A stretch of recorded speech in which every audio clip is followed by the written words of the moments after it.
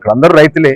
మీరు చేసినటువంటి కార్యక్రమాలు నష్టపోయారు కాబట్టి మీకు అసలు మొన్న కూడా అమరావతి రాజధాని అంటే మావిగన్ అని చెప్పి మాట్లాడిన వ్యక్తులు ఎవరు?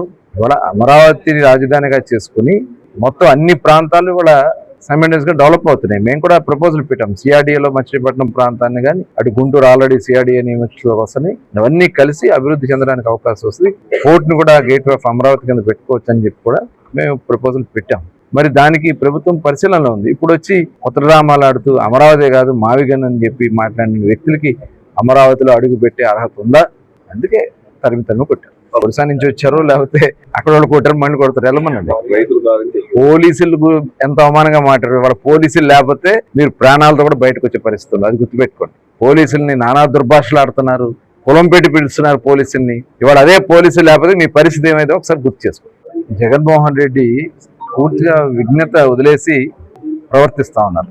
ఆయన డైరెక్షన్లోనే ఇవాళ వైఎస్ఆర్ పార్టీ నాయకులందరూ కూడా ఇవాళ మొట్టమొదటి నుంచి అమరావతిని వ్యతిరేకించింది వాళ్ళే.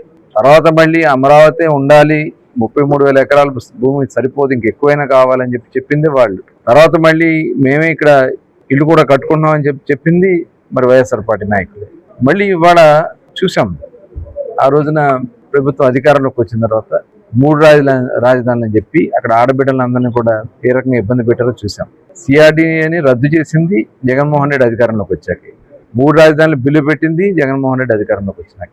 రాజధాని రైతుల్ని మరి రక్తాల కార్యలాగా ఆడబిడ్డలను కొట్టింది జగన్మోహన్ రెడ్డి ప్రభుత్వంలో.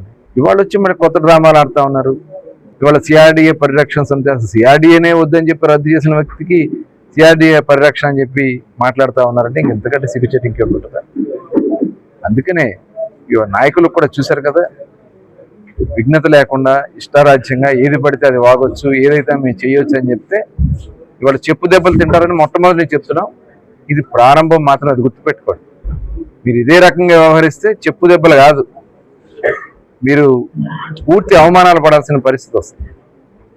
రాష్ట్రం కోసం ఇవాళ ప్రజలందరూ కూడా 5 సంవత్సరాలు నానా ఇబ్బందులు పడి ఇవాళ అన్నీ కూడా సక్రమంగా జరుగుతున్నటువంటి పరిస్థితుల్లో ఇవాళ ప్రాంతాల మధ్యన, కులాల మధ్యన చిచ్చు పెట్టడానికి వ్యక్తులు బయలుదేరుతూ ఉన్నారు.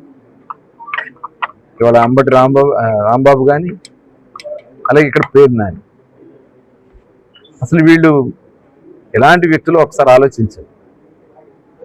సిగ్గులేదు ఇవాళ ఆ రకంగా అక్కడ తిరగబడి మీలాంటి వ్యక్తుల వల్ల రాష్ట్రం నాశనం అయిపోయిందని చెప్పి ప్రజలు తిరగబడ్డారు. అది గుర్తుపెట్టుకోండి. ఇప్పటికైనా రాజకీయాలతో సంబంధం లేదు, నేను రాజకీయాలు వదిలేసానని చెప్పి మాట్లాడినటువంటి పేర్ని నాని ఇవాళ ప్రతిదీ కూడా కులాలను, మతాలను, ప్రాంతాలను మాట్లాడుతూ రెచ్చగొట్టే కార్యక్రమాలు చేస్తున్నటువంటి విధానం ఇవాళ తరిమి కొట్టారు. గుర్తుపెట్టుకోవాలి. ఇదే రకంగా వ్యవహరిస్తే మిమ్మల్ని ఈ రాష్ట్రంలో కూడా ఉండకుండా తరిమి కొడతారని కూడా తెలియజేస్తాం.